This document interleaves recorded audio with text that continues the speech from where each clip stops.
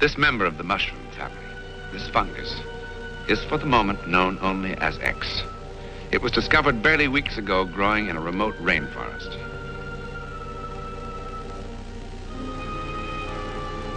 Science has not yet given it a name, for science knows scarcely anything about it. But it is felt that X might have one remarkable quality, that it stimulates extrasensory perception, enabling the mind to become telepathic and clairvoyant. Now, that's a rather large claim. Is it true or false? The answer to that question took us on a unique and distant journey. We're in Mexico, thousands of miles from our Hollywood sound stages in a place called Mitla, on the very edge of civilization. There are no actors, there's no script. For this psychic report can only be recorded at the moment it happens. Here in the plaza of the kings of Zapotec, here in the antiquity of Mexico, we begin a search whose ending, at this very moment of filming, we do not know.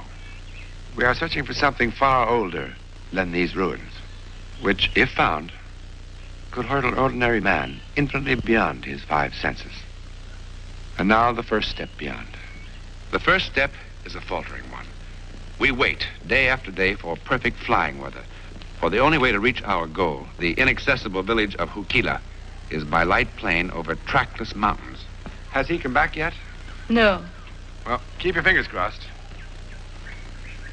This lovely hacienda at the foot of the Dombach Mountains has been here a little longer than we have, but not much.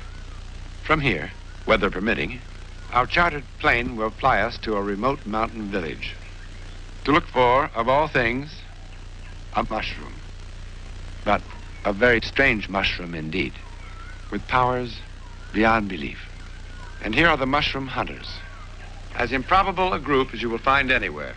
For instance, this is Dr. Barbara Brown, brilliant neuropharmacologist of the University of California at Los Angeles.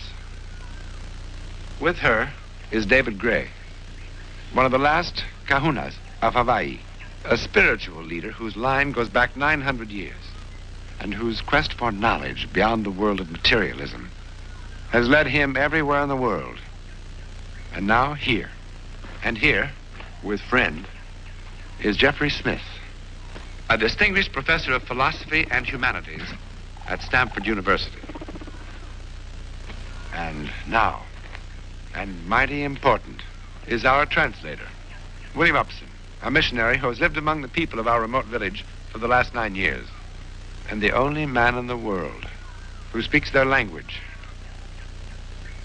The pilot says he'll be ready soon, John. And last, our forever optimistic, Dr. Andrei Puharish, who wrote the astounding book, The Sacred Mushroom.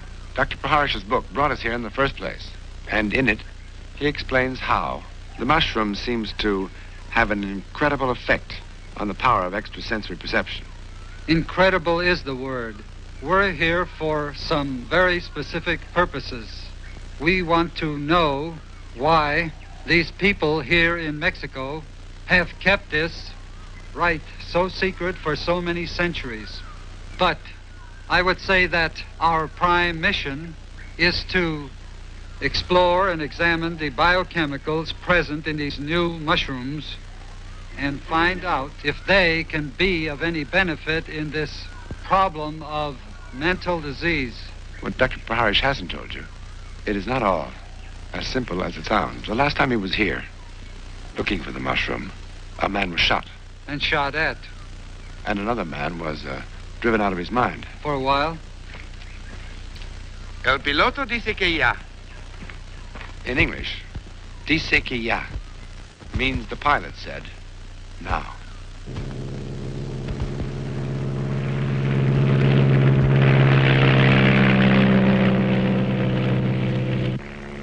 The shadows of our two small planes fall on rainforests which hide villages where the 20th century does not exist.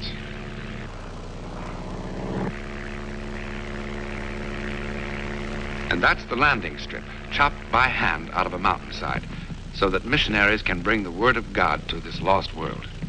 As we approach, the pilot warns us to grab hold of something and hang on. A sudden gust of wind could smash us against the mountain or plunge us into the abyss below.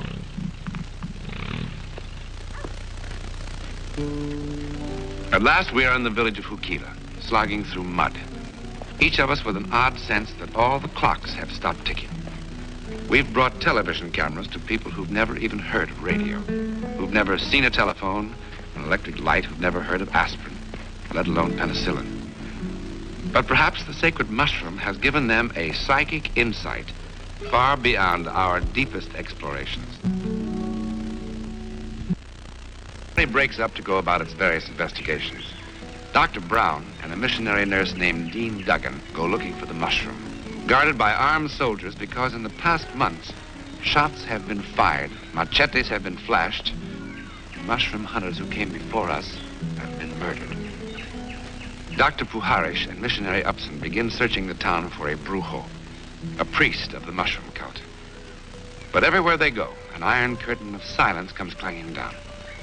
Amid much shaking of the head and wagging of the finger, everyone emphatically denies the existence of a mushroom cult. And it is made very clear that if this is why we have come to Hukila, we are not welcome. Our search seems hopeless until Dr. Puharish gets an idea that might help us push open an ancient door.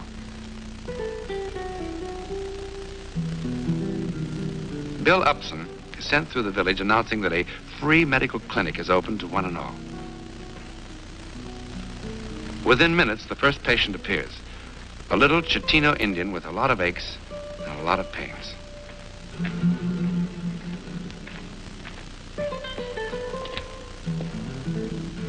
And then they come in droves. All of them humble. All of them hopeful. All of them grateful. Finally, the mother of a child whom Dr. Puharish has treated timidly suggests that she might help.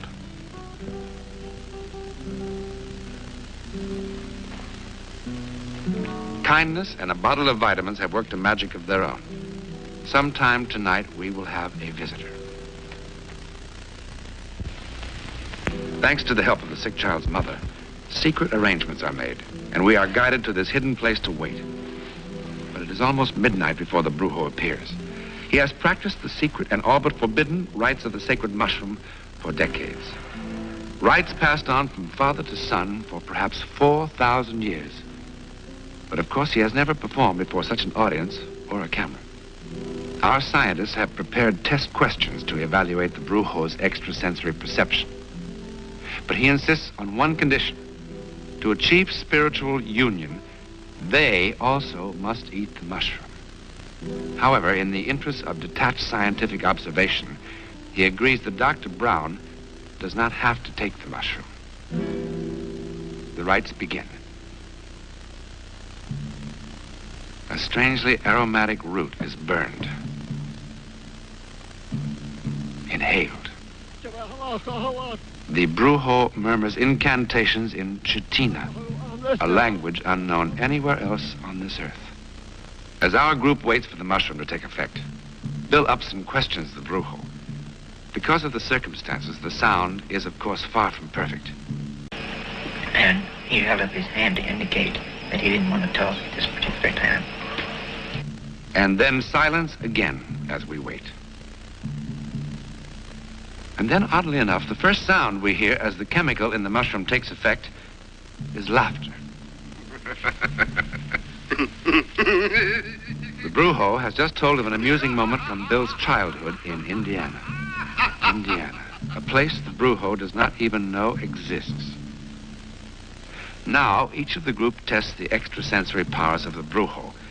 Sometimes he is accurate, sometimes he is not. Well, to brighten the eyes. The whole rabbit will brighten the eyes.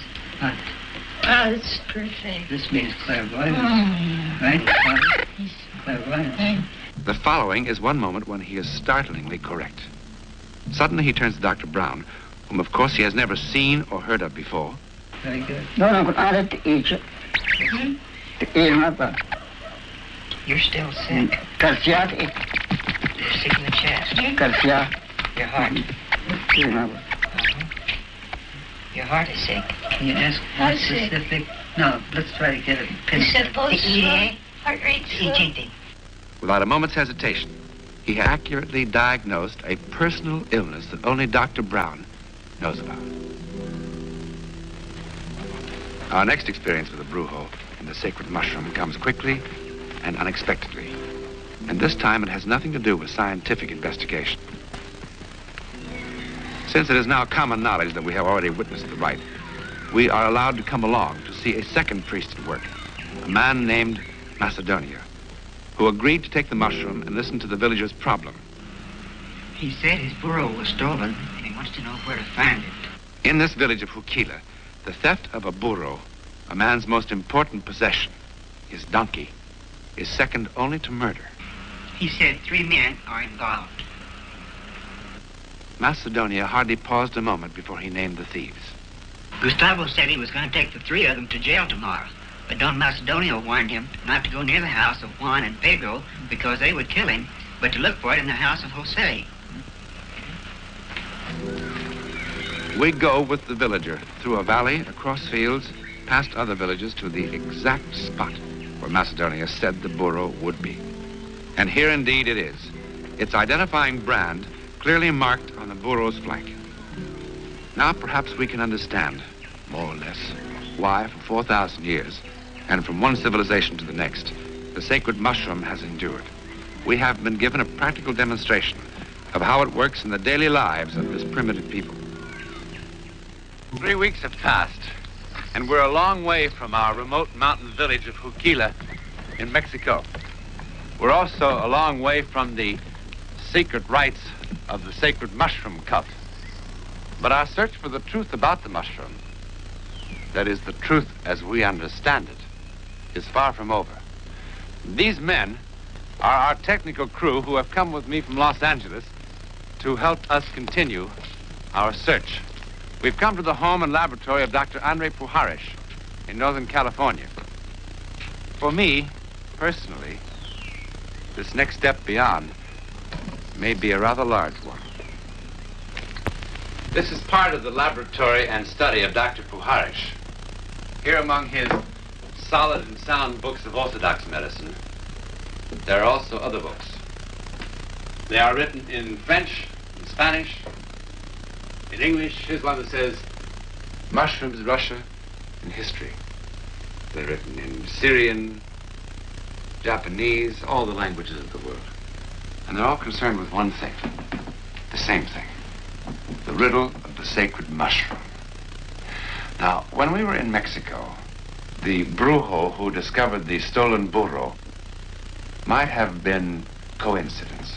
And the other brujo who told Dr. Barbara Brown about her past illness might have made a wild guess. But today, we should be able to prove the case for or against the mushroom, the sacred mushroom, with quite a lot more accuracy. All set now, John.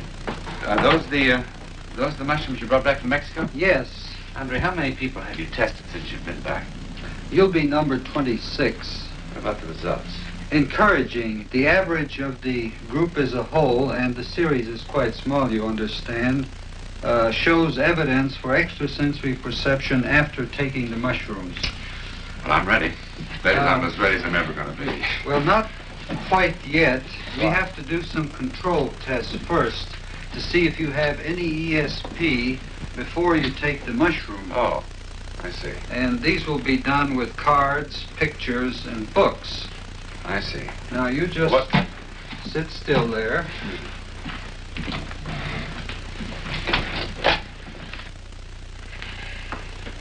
Who knows, I might turn out to be a great big psychic without anybody's help from anything, huh? Mushrooms? Where are you? I'll be with you. Oh, excuse me.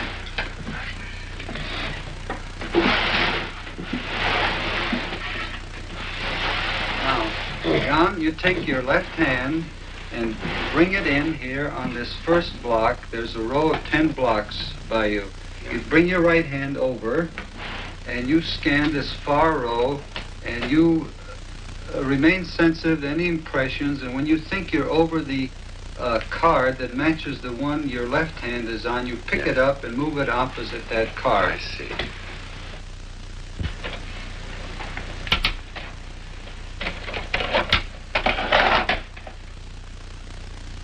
It's like tall buildings in Chicago or New York or something like that. What shall I do? Tall buildings in Chicago. That's not well. How'd I do with the rest of the Well, got your scores added up. On this test, you got 5 hits out of 50. On the book test here, you got 1 out of 16, and you got nothing on the pictures. This is a chance score and shows. It shows that despite 3 years with our show, I have what they would call practically no extrasensory perception at all. That's what the test. Well, what do we do now? Now to eat the mushroom. All right, I'm ready. Maybe that'll improve me. Which ones are we going to eat? You have so many here, Andre. Which one is mine? These are for you. These are. Chew them well when you ingest.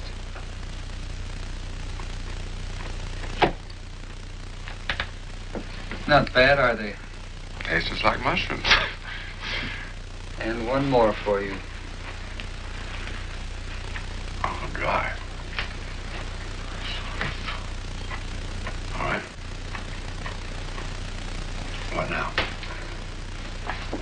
Now we'll lie you down on the bed. What for? We'll do some physical testing before the effects of the mushroom take hold. Like what? Like what effects? You'll find out. Well, it's been about 20 minutes since you had the mushroom, John. How do you feel? Fine. I feel strong. Sort of. You know, it's kind of hard to... strong. A sense of... kind of sense of well-being. Is that... Yes. Some people feel that way. Let's try something. I want you to stand right up here in front of this light. Yeah. Yes, close your eyes and tell me what you see.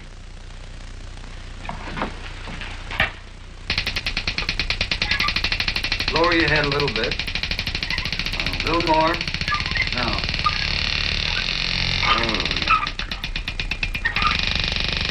Oh, I see it. Now I see it. I see so many things I can't tell you. Can't you slow it? Slow it. Now I see but I see so many colors that go Are they pretty? in geometric signs that now it's like great things. They're magnificent, is what they are. They're magnificent. I have never been so aware of color. It makes me quite dizzy. I feel like I would like to dive into the middle of it. Well, we'll try the card test again. Now. All right, same way. Start with your left hand and try to find the one in this row.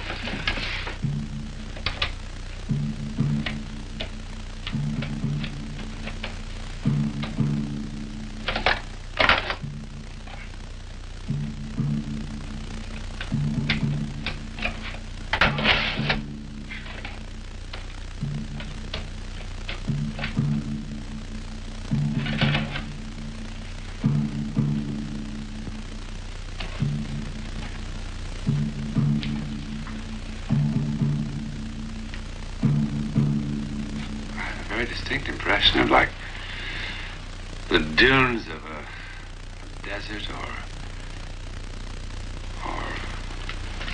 like half hoops on that one behind the other. That's pretty close, John. Want to try another one? Please.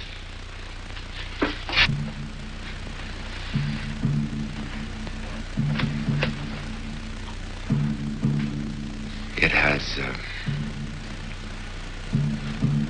a great deal of, it has something of power, like like noise. I don't know how to translate that into a picture. It seems to have that noise and speed.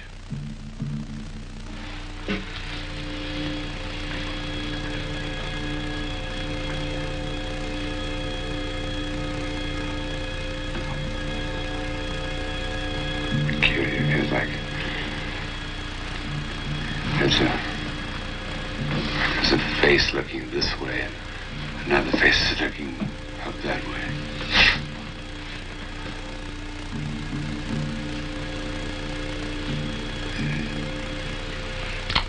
That's pretty good. Would you like to take a look and see what it's like?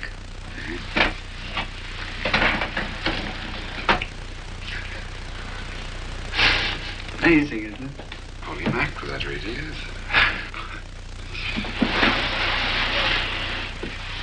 Andre, before you tell me anything about the score, let me tell you something.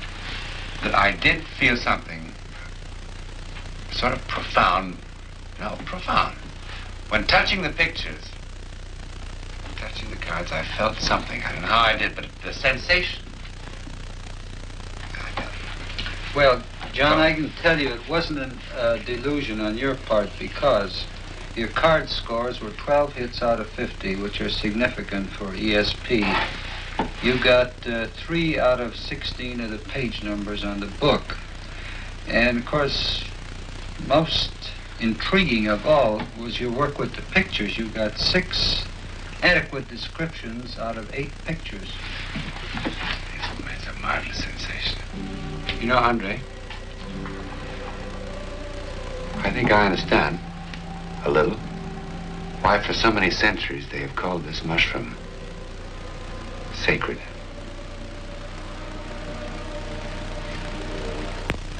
Now our mushroom hunters are reassembled here in our studio. Dr. Brown, was our search worth it? Yes, I think so.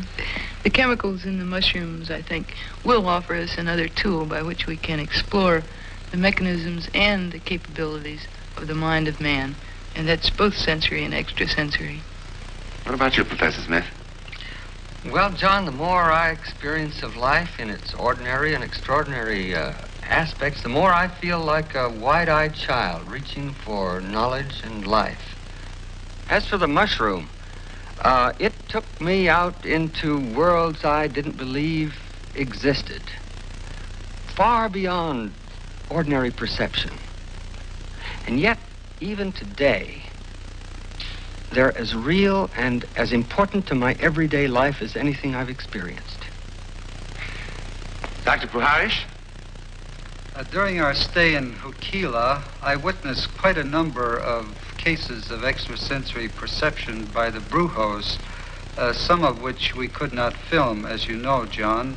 These, in addition to the ones we did film, and the work which we have done since our return, convinces me that the mushroom contains a chemical which is most promising for the further investigation of extrasensory perception. When this program began, the question was, were the claims for the mushroom true or false? Well, for those of us who made the journey, the answer is true. Your favorite R&B stars take the stage at the famed Apollo Theater. Don't miss. It's showtime at the Apollo, Saturday night at 11:30 on TV 22.